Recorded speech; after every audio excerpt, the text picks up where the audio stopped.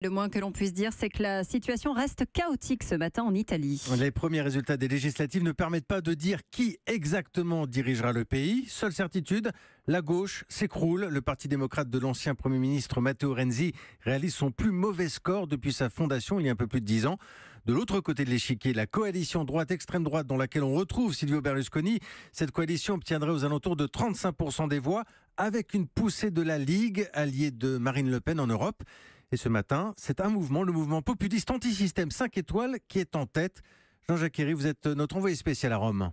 Oui, parce que ce matin, le mouvement 5 étoiles est la première formation politique du pays. Alors certes, le centre droit arrive en tête, mais il s'agit d'une coalition de partis. Alors que le mouvement 5 étoiles s'est lui présenté seul devant les électeurs. Et c'est là-dessus que les populistes insistent d'emblée. Ils se placent au cœur du jeu politique italien. Écoutez à ce propos Alessandro Di Battista, figure incontournable des 5 étoiles.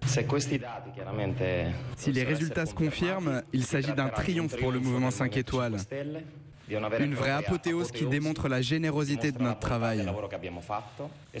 Mais surtout, cela prouve autre chose, que les autres partis vont devoir discuter avec nous, et ça sera probablement la première fois. Et maintenant, le grand jeu des négociations entre les partis va commencer. Si le mouvement des 5 étoiles arrive à en tirer profit, Luigi Di Maio pourrait devenir président du Conseil italien à seulement 31 ans. Ce serait alors le plus jeune dirigeant politique au monde, devant le chancelier autrichien Sebastian Kurz. Mais on en est encore très loin, les tractations ne font que commencer. Jean-Jacques Herry qui suit pour nous les élections législatives en Italie.